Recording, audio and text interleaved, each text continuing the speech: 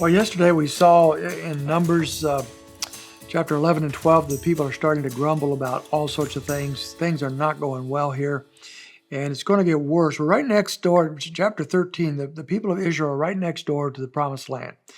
They're ready to go in the land of Canaan, and the Lord says to them, send out 12 spies into the land, let them see what it's like. So one individual from each of the 12 tribes heads off, and they spend 40 days in the land of Canaan looking over things and seeing how it was like, what it's like over there, and see what they could do.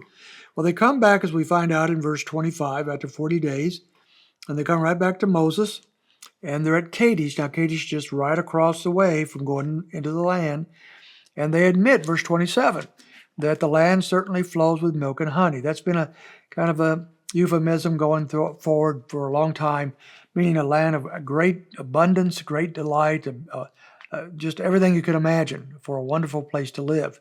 And they admit that. It's a land flowing with milk and honey. But then verse 28, it says, nevertheless, those who live in the land are strong. They have fortified cities and very large. And moreover, we saw the descendants of Enoch there.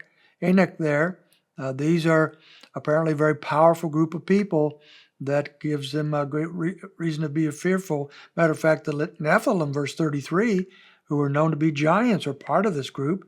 So they felt like, verse 33, like grasshoppers in their own sight.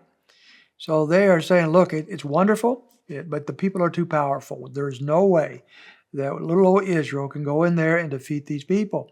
We're like grasshoppers in their sights. Now, one guy in particular, probably two, but one is mentioned, says, well, okay, if we're grasshoppers, then we're grasshoppers for the Lord, and we can take this place because we have the Lord with us. And that's Caleb. Verse 30, then Caleb quieted the people before Moses and said, we should by all means go up and take possession of it, for we will surely overcome it. Well, so he's ready to go. I think Joshua, of course, is on his team, though he's not mentioned until later. But the people can't buy it. And so they side with the 10 spies who, it says in verse 32, made a bad report. They said, we can't do this. We're going to go with the people with the bad report. And so they shut down Caleb and Joshua, and they refused to go. And then in chapter 14, they lifted up their voices and cried, and the people wept at night. They're disheartened. They're upset. They grumble in verse 2 against Moses and Aaron. And they said, would that we had died in the land of Egypt, or would that we had died in this wilderness. Why did the Lord bring us up to this land to fall with the sword? And so let us appoint a leader, it says in verse 4, and return to Egypt. So they're totally disheartened by this report. They want to go back. Why did the Lord ever do this to us? Let's get rid of Moses and Aaron. Matter of fact, it says later on in verse 10, they want to stone them. And so Moses, once again, is very close to death because these people, they just can't see a possibility of going into the land. And so they have decided they're going to go back to Egypt. Now, I don't know how far they thought that through. They had just devastated Egypt, and Egypt is not going to welcome them with open arms. But they're not thinking very well. They just want to go back. They're fearful. They don't trust the Lord. They don't trust Moses. They don't trust Aaron. And they're giving up. Well, the Lord has also given up on them, it seems like. In verse 11, the Lord said to Moses, how long will this people spurn me? How long will they not believe in me, despite all the signs that he's given them? So the Lord is questioning them as well. And he says, look, I will smite them with pestilence and dispossess them, and I will make you into a nation greater and mightier than they. Very similar rhetoric back in the Golden Calf era. Remember when Moses came down from the Mount Sinai with the 10 Commandments, and the people had turned and worshiped this calf they'd made, and the Lord said, I'm going to wipe them out. I'm going to destroy them. I'm going to start over with you, Moses.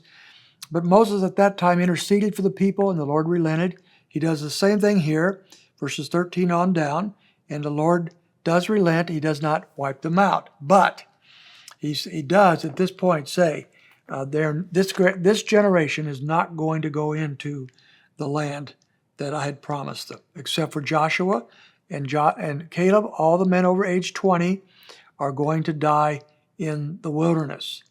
And so this is the tipping point. This is the tipping point for Israel. They've come out of Egypt. They've got the 10 Commandments. They're marching to the land of promise, And this is where they turn back on the Lord, and the Lord gives up on them. He's not going to wipe out the nation. He's going to keep his promise to Abraham, Isaac, and Jacob, but he is not going to let this generation go into the promised land. It's a ugly, ugly picture for sure. And yet this is the tipping point.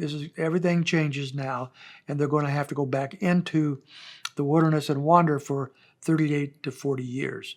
It is interesting, though, that in the end of chapter 14, they said, oh, wait, hey, if the Lord's going to do that to us, we're changing our direction. We're going to go back in. We're going to conquer this land ourselves.